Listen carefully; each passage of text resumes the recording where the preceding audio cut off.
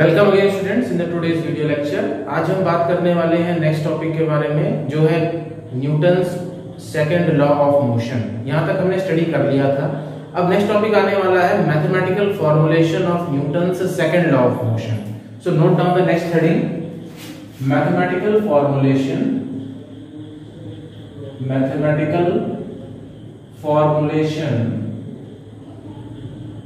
Of Newton's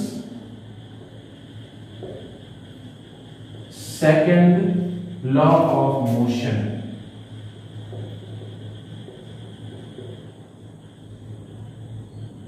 so basically ये है क्या चीज? तो ये मैथमेटिकल फॉर्मुलेशन का मतलब ये है कि जो न्यूटन्स का सेकंड लॉ था, that force is directly proportional to the rate of change of linear momentum, उसी का डेरिवेशन हम यहाँ पे करने वाले हैं। और उस डेरिवेशन से हमें एक फॉर्मूला ऑब्टेन होगा जिसकी बेसिस पे हमें न्यूमेरिकल्स भी कंडक्ट करने हैं। तो यही एक डेरिवेशन है आपके इस चैप्टर में। तो याद रखिए, सबसे पहले स्टार्ट करते हैं। कुछ मैं इसके बेसिक से टर्म्स बता देता हूं कि कौन सा सिंबल किस चीज को डिनोट करता है। तो फर्स्ट थिंग आ जाती है u।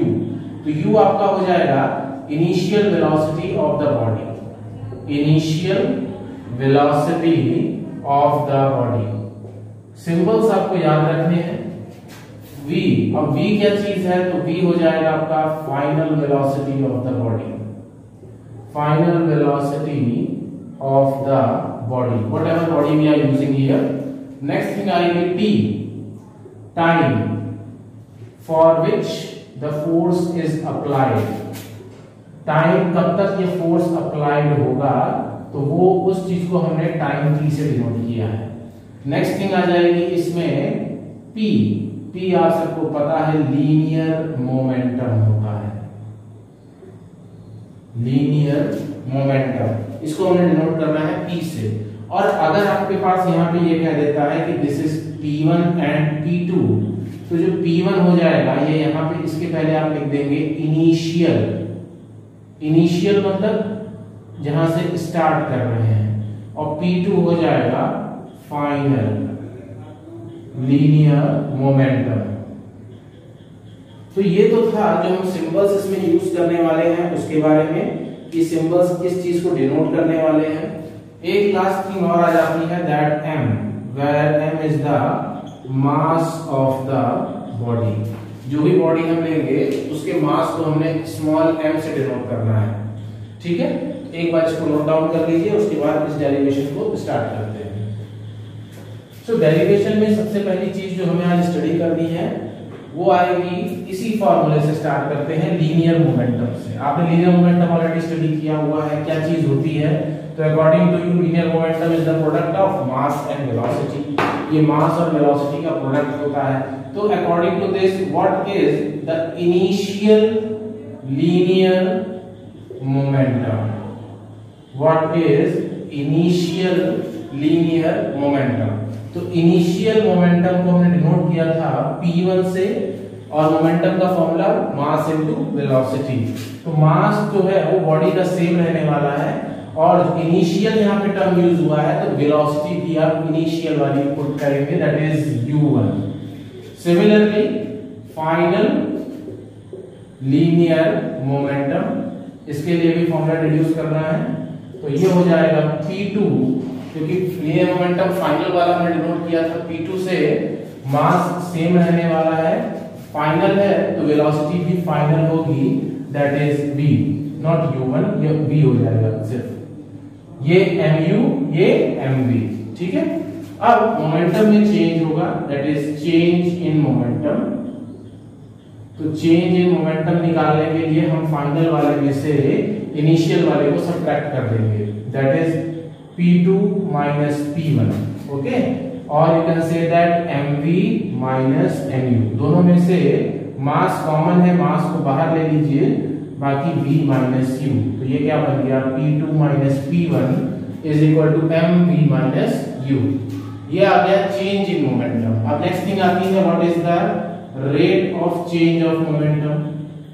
Rate of change of momentum क्या होगा? तो rate of change of momentum का मतलब है कि जो चेंज इन मोमेंटम है उसके डिवाइड में आपको टाइम मेंशन कर देना है। तो that is change in momentum divided by time. Time हमने किससे डिनोट किया था? टी से डिनोट किया था। तो चेंज इन मोमेंटम क्या आया था हमारे पास? M v minus u divide में क्या आ जाएगा? Time. And we know that, अब हमें एक चीज बच्चों यहाँ पे पता है कि v minus u upon T, इसको हम क्या कहते हैं? ये है change in velocity. Final velocity minus initial velocity मतलब क्या है? Change in velocity. So change in velocity divided by t क्या चीज है? तो t यहां पर टाइम है, t इज द टाइम। और आपको पता है change in velocity upon time, इसको हम क्या चीज लिख सकते हैं? इसको हम लिख सकते हैं rate of change of velocity. Rate of change of velocity. आगे जगह नहीं थी, यहां पे सिर्फ मैंने वेलोसिटी नीचे लिखा है, आप इसके आगे लिखोगे rate of change of velocity. यहां आगे स्पेस नहीं है, इसलिए मैंने वेलोसिटी नीचे लिखा है, ठीक है? आप नीचे नहीं लिखोगे। नेक्स्ट थिंग, अब rate of change of velocity ये किसी की डेफिनेशन का पार्ट था। आप याद करिए एक्सेलरेशन की डेफिनेशन क्या थी? The rate of change of velocity is known as acceleration. तो ये पूरा टर्म आपका क्या बन जाएगा? v minus u upon t is a. A क्या चीज है बच्चों? ए आपका एक्सेलरेशन है। साइड में बॉक्स में रख लेना एक्सेलरेशन, ताकि आपको याद रहेगा आपने ए से क्या चीज डिनोट करी है, ठीक है? इतने स्टेप्स नोट डाउन करने के बाद अब आ जाते हैं इसके आगे के स्टेप्स पर। आगे वाले स्टेप्स बहुत ही सिंपल होने वाले हैं। आगे वाले स्टेप्स को आपको सिर्फ ध्यान से देखना है, समझना है और फिर उसको नोट डाउन कर लेना है, क्योंकि ये डेरिवेशन इंपॉर्टेंट है। डेरिवेशन भी एग्जाम में पूछा जा सकता है, तो आपको ये चीज याद रखनी है। सो यहां तक के स्टेप्स पे हम आ गए हैं। अब v minus u upon t, इसकी जगह पर हम क्या रख सकते हैं? a रख सकते हैं। इसका मतलब है v minus u upon T, ये पूरे की जगह पे क्या आ जाएगा? a। तो ये वाली लाइन लिख लेता हूं पहले मैं, rate of change of momentum. Rate of change of momentum is equal to m into a, क्योंकि v minus u upon t इसकी जगह पे हमने क्या रख दिया है? a। तो ये क्या बन गया? m इंटू a, ठीक है? अब rate of change of momentum, ये इसकी जगह पे आपने सेकंड लॉ यूज करना है, according to Newton's second law. Second law of motion, क्या लॉ था? वो लॉ क्या था? That force is directly proportional to rate of change of momentum. क्या लॉ था? Rate of change of momentum is directly proportional to force। यही law था, rate of change of momentum is directly proportional to force. तो rate of change of momentum क्या है? ma, और directly proportional force. Force को हमने starting में बता दिया था, f से डिनोट करना है। और इसको मैं और क्या लिख सकता हूं? f directly proportional to ma, ठीक है? अब ये प्रोपोर्शनैलिटी का साइन अगर मैं रिमूव करूंगा तो इसकी जगह पे एक कांस्टेंट टर्म ले आऊंगा, ठीक है?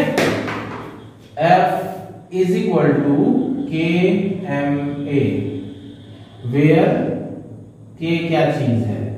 तो K कांस्टेंट ऑफ प्रोपोर्शनैलिटी है। प्रोपोर्शनैलिटी मतलब जब भी प्रोपोर्शनल का साइन रिमूव करके इक्वल टू का साइन लगाते हैं तो एक कांस्टेंट टर्म आ जाता है। उस कांस्टेंट टर्म को मैंने यहाँ पर k नाम दिया है, तो ये आपको याद रखना है, ठीक है? अब अगर मैं फोर्स को 1 कह देता हूँ, मास भी 1 कह देता हूँ और एक्सेलरेशन को भी 1 कह देता हूँ, तो k की वैल्यू क्या हो जाएगी? ये यहाँ पे ध्यान देना। अगर सारी वैल्यू मैंने फोर्स को 1 कह दिया, मास को भी 1 कह दिया, एक्सेलरेशन को भी 1 कह दिया, तो 1 is equal to k into 1 into 1, where k is equal to 1। तो k अगर 1 हो गया, सो दिस फॉर्मूला, ये फॉर्मूला आपका क्या बन जाएगा? f is equal to ma। So this formula is f is equal to ma। ये एरो बनाने की जरूरत नहीं है, सिर्फ मैंने इंडिकेशन के लिए बताया है आपको। That F is equal to ma। यही है आपका न्यूटन्स का सेकंड लॉ। ठीक है, note down the steps. Now here are some questions on the basis of the last formula. What force would be needed to produce an acceleration of 4 meter per second square on a ball of mass 6 kg? Question ये है, what force, हमें force calculate करना है, कितना force लगेगा जब हम produce करेंगे एक acceleration 4 metre per second square का एक बॉल जो है जिसका मास 6 kg है। तो क्वेश्चन में हमें फोर्स कैलकुलेट करना है, एक्सेलरेशन गिवन है आपको, मास भी गिवन है। So let's start the solution. That acceleration is 4 meter per second square is already given. Mass is 6 kg and we have to calculate the force. So as we know that the formula F is equal to mass into acceleration. On putting this value, mass is 6 into acceleration is 4. We get the solution 6 into 4, that is 24 Newton, because force की SI unit क्या होती है, Newton. So the solution is 24 Newton। Question को बहुत ध्यान से देखना है, उसके बाद सॉल्यूशन स्टार्ट करना है। नेक्स्ट क्वेश्चन देखिए, व्हाट इज द एक्सेलरेशन, यहाँ हमें एक्सेलरेशन कैलकुलेट करना है। क्वेश्चन में पूछ लिया है what is the acceleration produced by the force of 12 Newton. Force given है 12 Newton exerted on an object of mass 3 kg। Object का मास भी गिवन है 3 kg। ये कैलकुलेट करना है हमें, एक्सेलरेशन कैलकुलेट करना है, फोर्स ऑलरेडी गिवन है और मास ऑफ द ऑब्जेक्ट भी गिवन है। तो सबसे पहले जो चीज गिवन है वो मेंशन कर देते हैं। आपके पास फोर्स है 12 न्यूटन का, मास गिवन है 3 kg।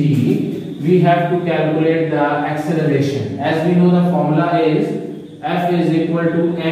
ये फॉर्मूला होता है, इसी फॉर्मूले से एक्सेलरेशन का फॉर्मूला रिड्यूस कर सकते हैं। That acceleration is equal to force upon mass. ये मास इसके डिवाइड में चला जाएगा फोर्स के, and you get the acceleration. On putting this value, acceleration force कितना है, दैट इज 12 और मास कितना है 3। So it will be 4 metre per second square. तो आपके पास एक्सेलरेशन आ चुका है 4 metre per second square. This is the solution. Now moving to the next question. The next question is what is the momentum of man of mass 75 kg when he walks with a velocity of 2 metre per second. Question में calculate करना है what is the momentum. Momentum क्या होगा, अगर एक आदमी है जिसका मास गिवन है 75 kg और वो 2 मीटर पर सेकंड की वेलोसिटी के साथ वॉक करता है, चलता है, तो आपके पास मैन का मास है 75 kg, उसकी वेलोसिटी है that is 2 metre per second. आपको मोमेंटम कैलकुलेट करना है। तो let's start the solution. First of all we have to write the things which is given in the question, that is the mass, that is 75 kg is already given to you. After that velocity 2 meter per second is already given to you. After that you have to calculate the momentum. So momentum is denoted by P, and the formula for calculating the momentum is equal to P is equal to mass into velocity. This is the formula for calculating the momentum. After putting the value in this formula, we will get the required solution of the question. Mass, in the place of mass we have to put the mass, that is 75, and the place of velocity we have to put the velocity, that is 2 meter per second. So what is the value of momentum? So you get the desired value, that is 150 kg, 150 kg meter per second. This is the momentum of the person. तो ये solution था। Question में ये पूछा गया था कि एक आपके पास एक मैन है जिसका मास 75 kg आपको क्वेश्चन में ऑलरेडी गिवन है और वो 2 मीटर पर सेकंड की वेलोसिटी से मूव कर रहा है, तो उसका मोमेंटम कितना होगा। मोमेंटम के लिए सबसे पहले जो चीजें गिवन है, मास गिवन है, वेलोसिटी गिवन है, ये हमने लिख लिया। मोमेंटम कैलकुलेट करना है, तो मोमेंटम वाला फॉर्मूला अप्लाई किया, that is momentum is equal to mass into velocity. Mass की जगह पे मास को पुट कर दिया, वेलोसिटी की जगह पे वेलोसिटी को पुट कर दिया। आफ्टर दैट हमें सॉल्यूशन मिल गया इस क्वेश्चन का। अब आ जाते हैं नेक्स्ट क्वेश्चन पे, which would require a greater force. इन दोनों में से आपको ये बताना है कि किस पे ज्यादा फोर्स एप्लीकेबल होगा। तो आपके पास पहली चीज है a body accelerating at 2 kg mass at 5 metre per second square. इसका मतलब है आपके पास 2 kg मास की एक बॉडी है जो एक्सेलरेट हो रही है, जिसका एक्सेलरेशन गिवन है 5 metre per second square. Second body है 4 kg मास की और उसका एक्सेलरेशन गिवन है 2 मीटर पर सेकंड स्क्वायर। तो दोनों सॉल्यूशन को पहले हम दोनों ही बॉडी को सॉल्व करेंगे, उसके बाद जिसका भी फोर्स ज्यादा आएगा उसका फोर्स ज्यादा लग रहा होगा। सबसे पहले क्वेश्चन के फर्स्ट पार्ट को देखते हैं। फर्स्ट पार्ट में आपको गिवन है solving for the first part only, mass is 2 kg, acceleration is 5 meter per second square and we have to calculate the force, that is F1. This is M1, this is A1 and this is F1. So for calculating the force formula क्या होता है, F is equal to ma, और यहाँ पे F1 होगा, M1 होगा और A1 होगा, क्योंकि हमने पहले केस के लिए सॉल्व कर रहे हैं। तो आफ्टर पुटिंग द वैल्यू, मास की जगह पे मास की वैल्यू पुट कर दी, एक्सेलरेशन की जगह पे एक्सेलरेशन, और हमें मिल गया 10 न्यूटन। ये फर्स्ट पार्ट का सॉल्यूशन हो गया। सिमिलरली आपको सेकंड पार्ट का सॉल्यूशन करना है। सेकंड पार्ट का सॉल्यूशन मैं ऊपर कर दे रहा हूं। सेकंड पार्ट में भी सेम फॉर्मूला अप्लाई करेंगे और आपको सॉल्यूशन मिल जाएगा, और दोनों वैल्यूज को आपको कंपेयर करना है। जिसका फोर्स ज्यादा आएगा उसको आपको उसका फोर्स ज्यादा होगा। सो पहली चीज है यहाँ पे सेकंड केस के लिए, मास कितना है 4 kg और एक्सेलरेशन गिवन है 2 metre per second square. Again हमको कैलकुलेट करना है फोर्स, ठीक है। दिस इज A2 एक्सेलरेशन, ठीक है, this is M2। So formula F2 is equal to M2 into A2, ये वाला फॉर्मूला अप्लाई कर दिया। सो ये फॉर्मूले की जगह पे वैल्यू पुट कर लेते हैं। मास कितना है 4 है, एक्सेलरेशन कितना है 2 है, आंसर आ जाएगा 8 न्यूटन। अब ये बताइए ये वाला फोर्स ज्यादा है कि ये वाला फोर्स ज्यादा है। F1 फोर्स है 10 न्यूटन, F2 फोर्स है 8 न्यूटन। तो 10 ज्यादा होता है कि 8 ज्यादा होता है? 10 ज्यादा होता है, तो इसका मतलब आंसर आ गया कि F1 force is greater than F2 force. बस यही आपको सॉल्व करके लाना है। Note down the steps.